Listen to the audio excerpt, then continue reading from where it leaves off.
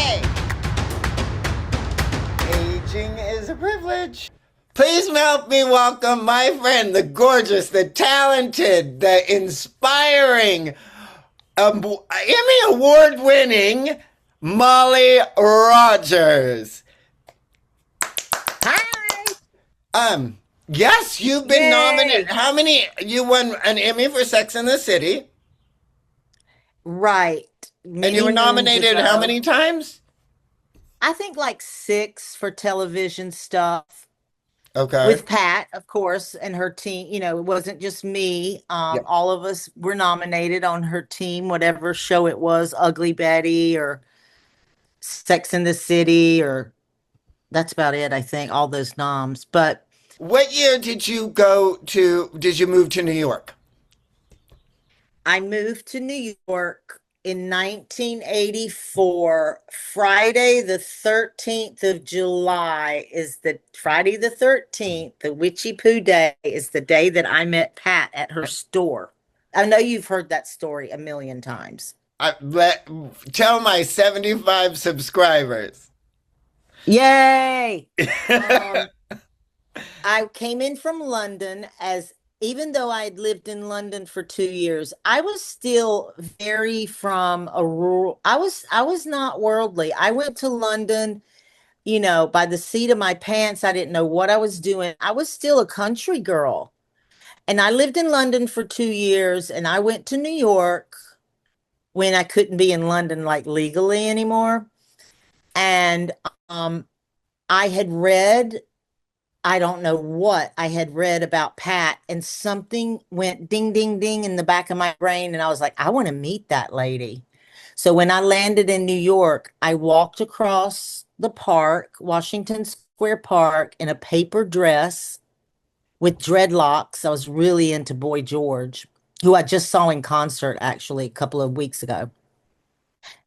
And I went into her store with my accent and my dreadlocks and my paper dress, and she was in there with Mary Paul, who a lot of your friends will know as the French stylist who styled Madonna at the very beginning. And she and Pat, I'll never forget, she and Pat were looking at rubber bracelets. And I introduced myself, and Pat was like, do you know how to fold t-shirts? And I said, I don't know. I mean, I can certainly try. And she goes, well, there's Bruce Weber and Keith Haring and Jean-Michel Basquiat t-shirts in the back that they made me. So why don't you try to make that look good? So I went in the back of the 8th Street store. I should have stolen some, but I and I folded them, and I don't really remember what happened later that day. She was like, okay, great, come back tomorrow, whatever happened. But that is how I met Pat. And part of that story is probably a lot of it is true, but also a lot of it is me romancing it. But I remember being at the front of I know what I was wearing. I know that Pat was with Mary Paul. I know what my accent must have sounded like.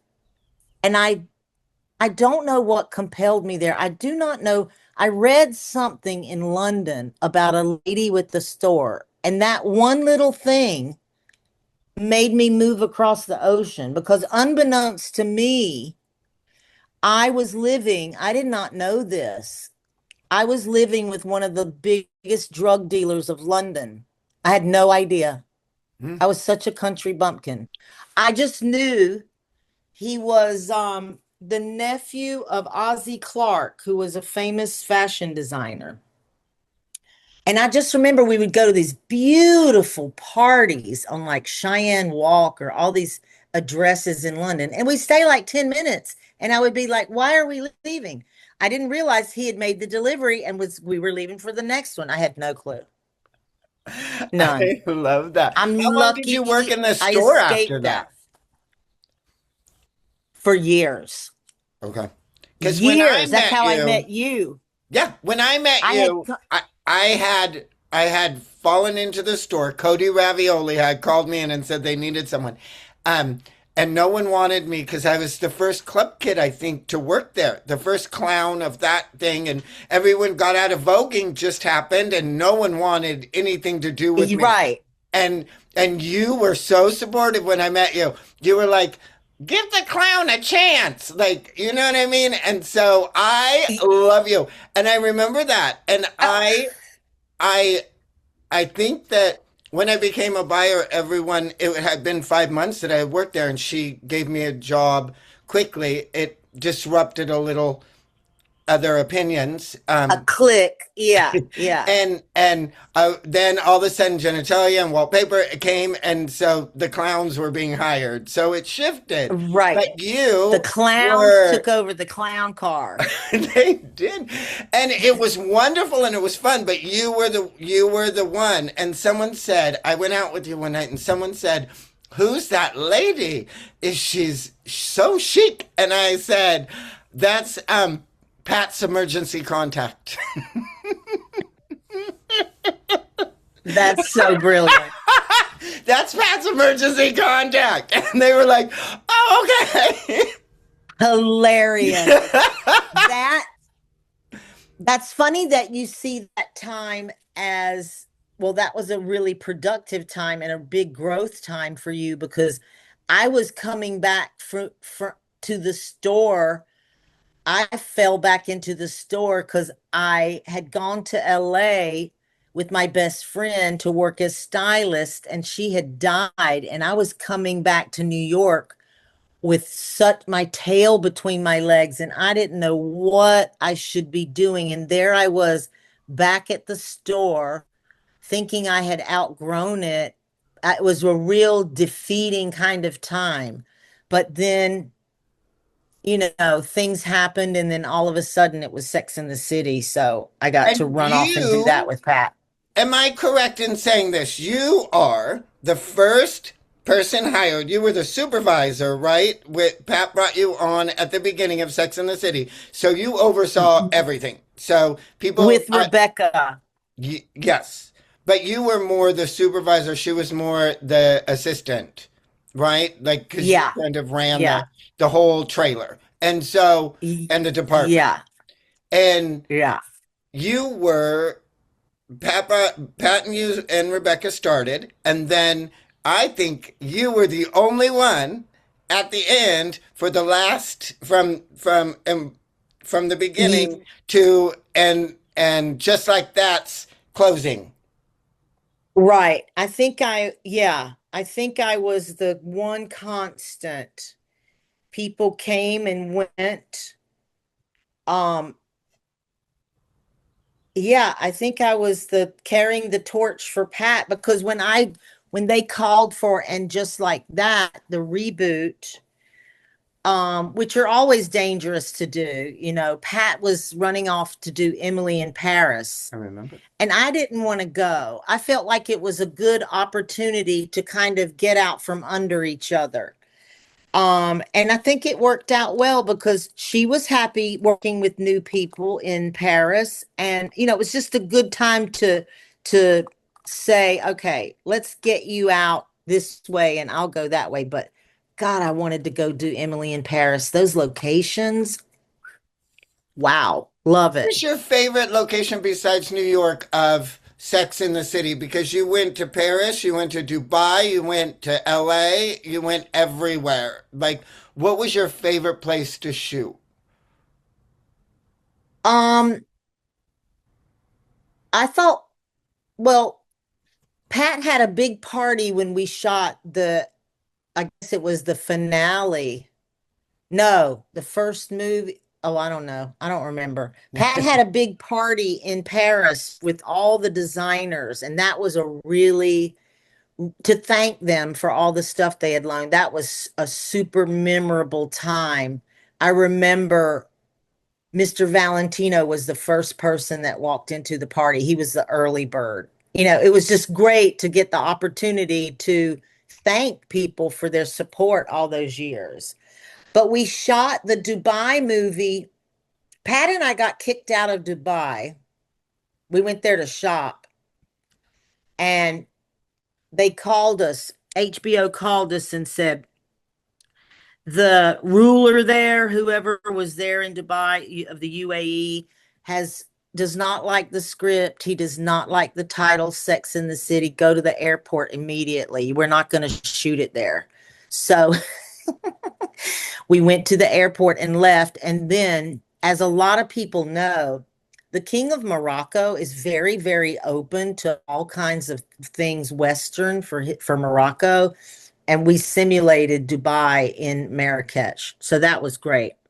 Oh, wow. I did not know That we that. stayed like 8 weeks. Yeah, we stayed like 8 weeks. And I just love that part of the world, even though they're trying to bomb it to hell, all of it over there. I love I love that part of the world. Yeah. Yeah. It's sexy in a It way is. with the veils and all that and the robes and the dresses on the men and the men and da da da da da da da da. And the head wraps and the things and the scarves and the all of it. All of And it. the smells, the way they smell and all the oud and the frankincense. And I can just fantasize about all that stuff. Pat and I went to Egypt actually together. And I remember Pat put her red hair under a turban, of course. And we ran down the street because this pack of kids were following us. They had never seen anybody with Pat's hair color. It was incredible. Egypt was incredible with Pat. We got molested by the camel guy at the pyramids. You know, you've traveled with Pat.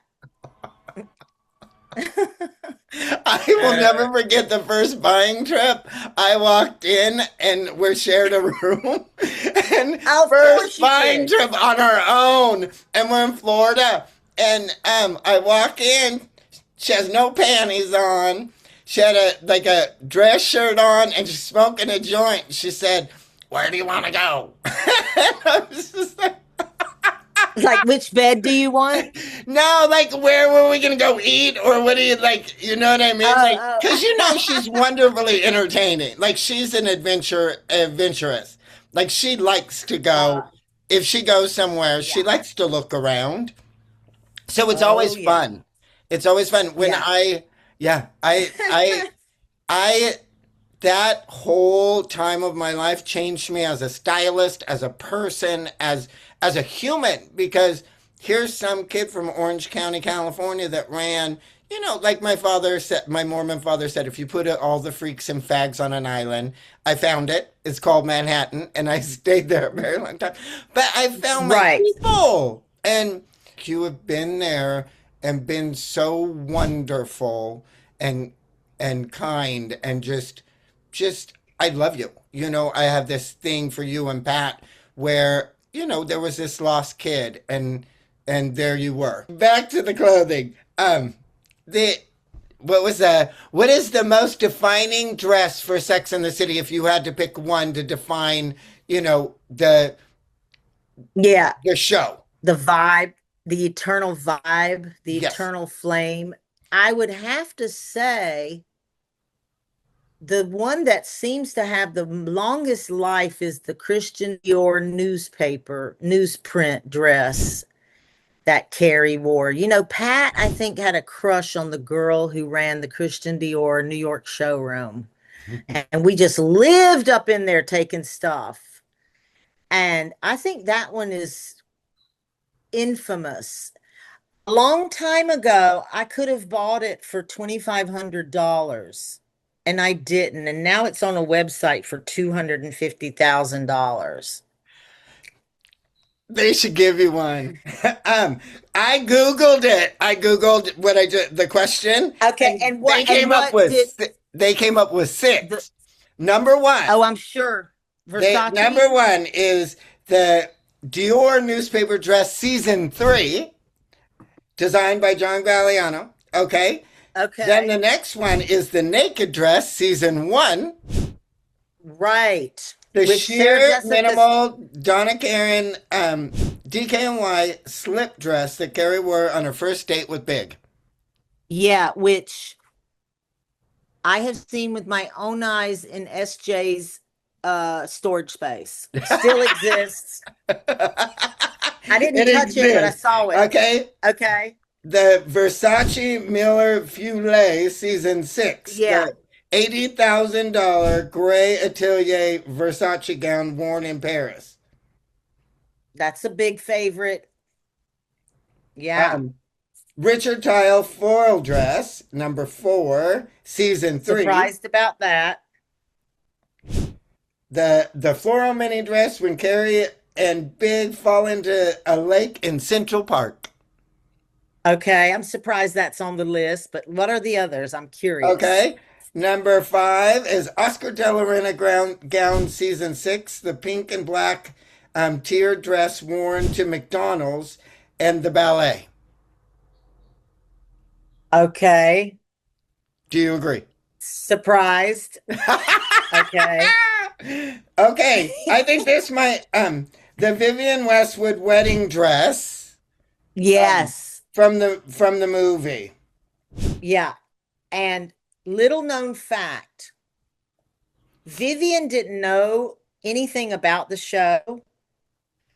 I think someone told Vivian about it and she was like, "Oh, I don't like that." Like she said it publicly. She did not like our pop culture show, which I thought was so punk and great because I can't even begin to tell you how popular that dress is with the Wilma Flintstone boobs. It's insane. That That's my favorite piece that showed up because it's like architecture and beauty, and yeah, it's just like, yeah, because like when I told my girl, I was with some people the other day, and I said I'm very excited about seeing my friend Molly, and and I explained what you were doing, and they said, I said, do you have a favorite dress from Sex in the City? And they talked about like you were a porn star, like a porn star. right. They got so excited about, and I was like, look what they've done for that, because I was just some little queen that wanted to play dress up,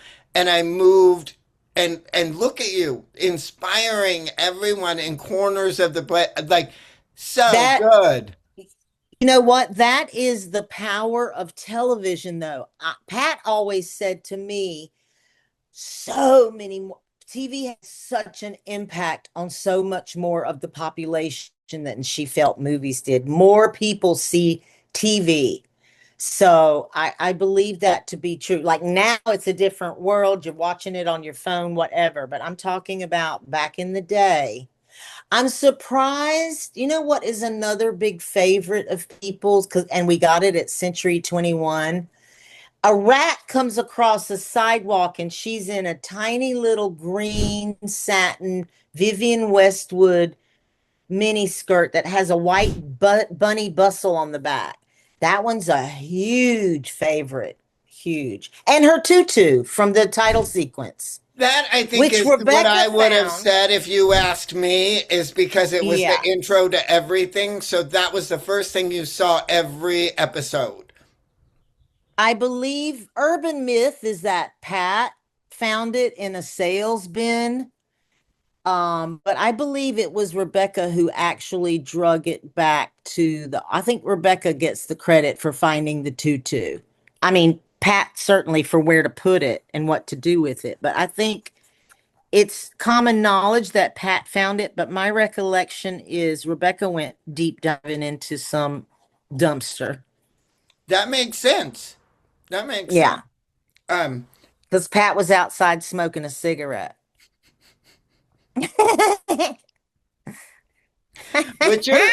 what's your favorite moment in the show? Like when when it happened and you're like, oh, this is fun. You've had a lot. Like there's been drag queens and the meatpacking district and everything. Like Oh, every yeah, corner. right. Gosh, that is so difficult for because there's been so many, Give me a couple. but also my memory as well. Do you know what I mean? I think I'll say this.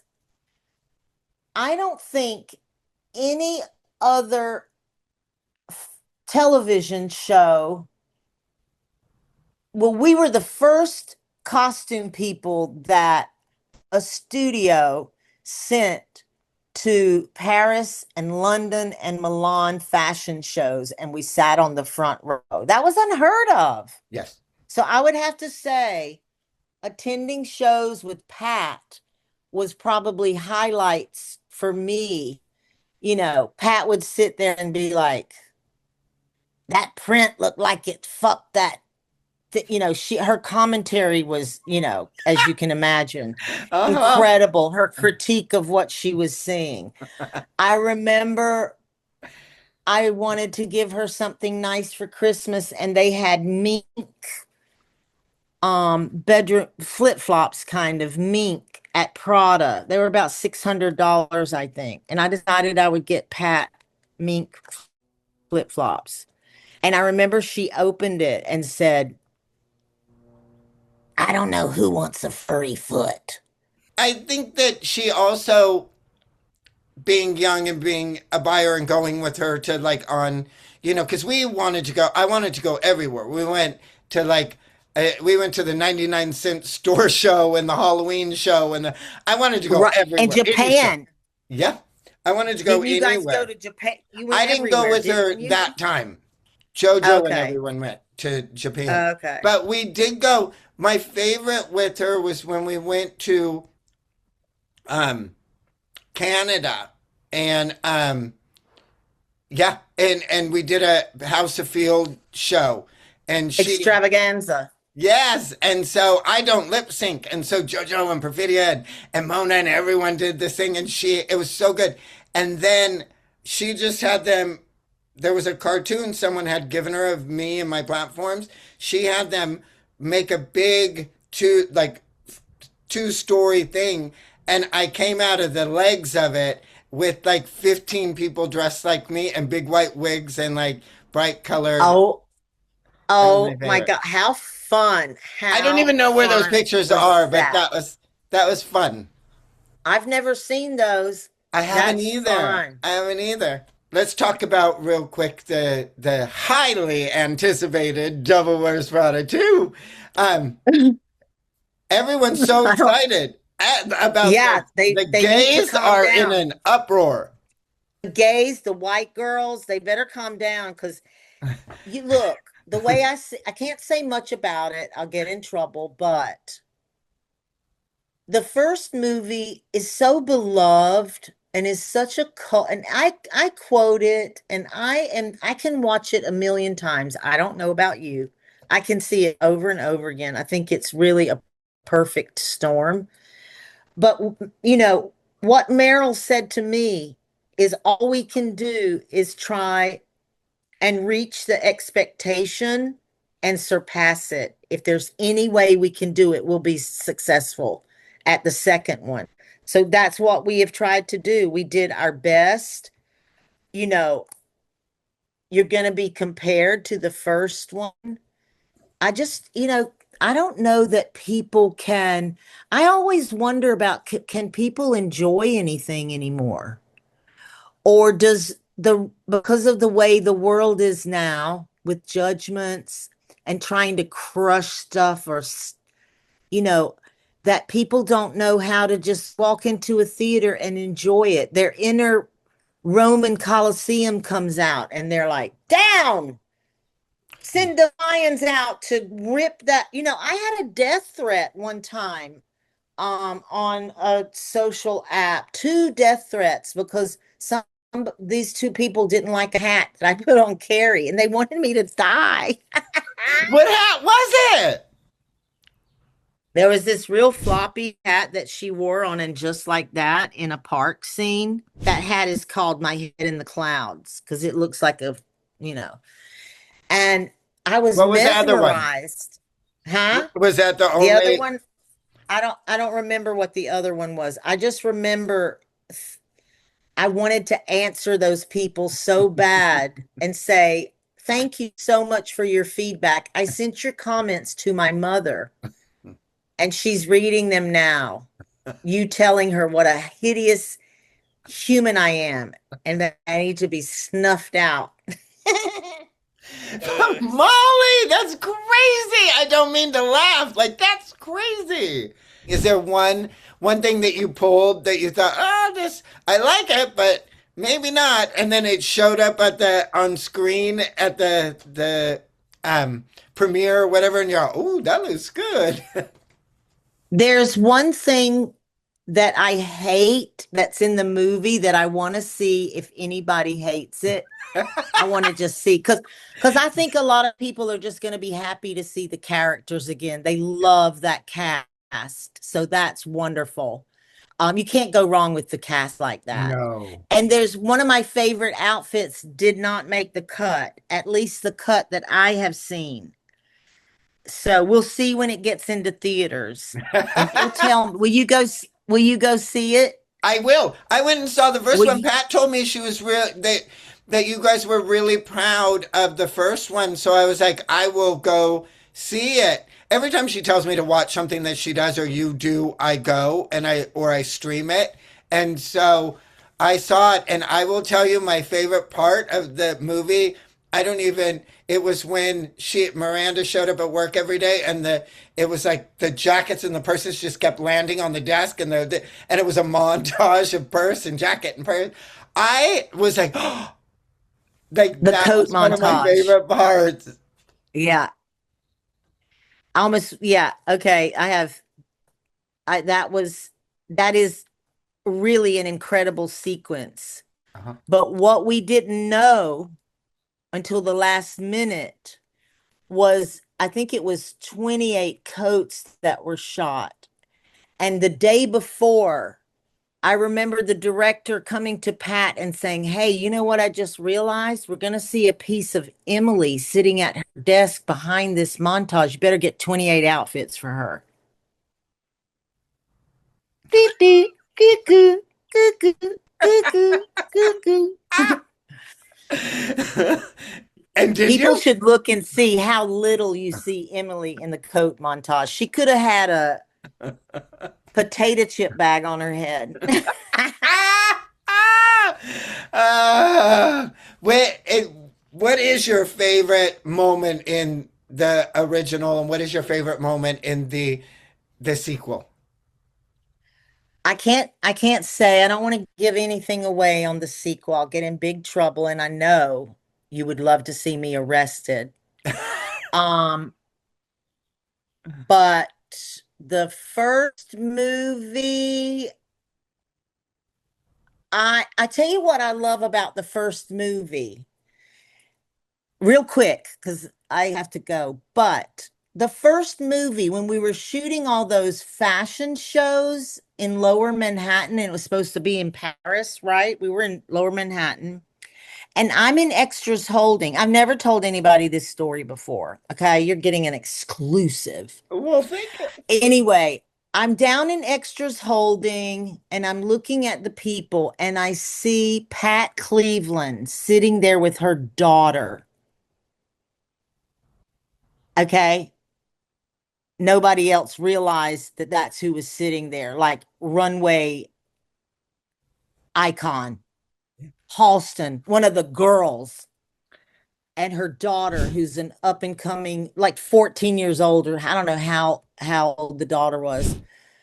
I ran to the wardrobe truck. Pat was fitting somebody, and I said, Pat, guess who's sitting in extras holding with her daughter, Pat Cleveland. What? So Pat forced the director to let Pat Cleveland be in one of the fashion shows. And the only time you see in the real movie, you see this garment coming down the runway like this. It's Pat Cleveland moving the garment for like a second. Uh, Yeah. that would make Great, me happy. great, great, great. I did not know Yeah. that. No, nobody does really. Anyway, I have a quick question. Is there go. anything that you had in the first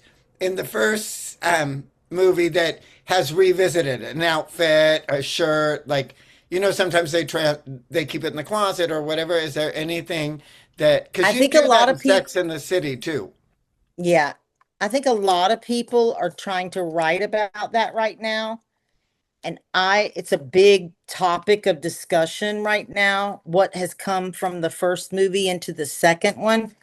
And I don't want to spoil it. I want to see if people see it, notice it. I think it's a real good secret for the second movie. And a lot of people are trying to guess what it is. And I don't want to do it. I want to, let sit in the theater and have your experience. And I hope you're happy that I drug it out of the archive. You know what I mean? Ooh, there you go. Ah, that's a tantalizing thing. What is the thing that, what are the three things? I looked online, they said that the fans for Sex and the City were like, this outfit has shown up three times or whatever. What is it that's shown up? Well, the Dior newspaper dress Pat pulled out and SJ still fit in it, which was amazing and great. That was used twice. The Mille Fleur Versace gown, I drug that back out. She ate popcorn in it and just like that. But there was a belt, a studded belt that we called Roger. And SJ would say, Roger that outfit. It was a studded belt, and people just, I don't know, they had a relationship with this belt. And every time they would see it, and I would drag it out of archives of her, storage, and we would throw it on something. People were just like they'd seen an old friend. There's So the code Roger. word was Roger that outfit. Roger that. Yeah. That means slap that belt on it. Call it a day. I Set it and love. forget it. Okay, Oh, Molly, thank you. I know you have to go. Thank you so I much. have to. I I must. thank you for letting me You're plug into you. Thank you for doing you're this. so you are of course such a joy and so easy to talk to. Let's do it again. I hope we can. I hope we can. Maybe I'll call you after Devil Wears Prada so that you can give me the things that you can't talk about. Ooh, great idea. Okay, Love I love you. you. Thank Love you. you. Bye. Hey, hey, you're gay. Aging is a privilege.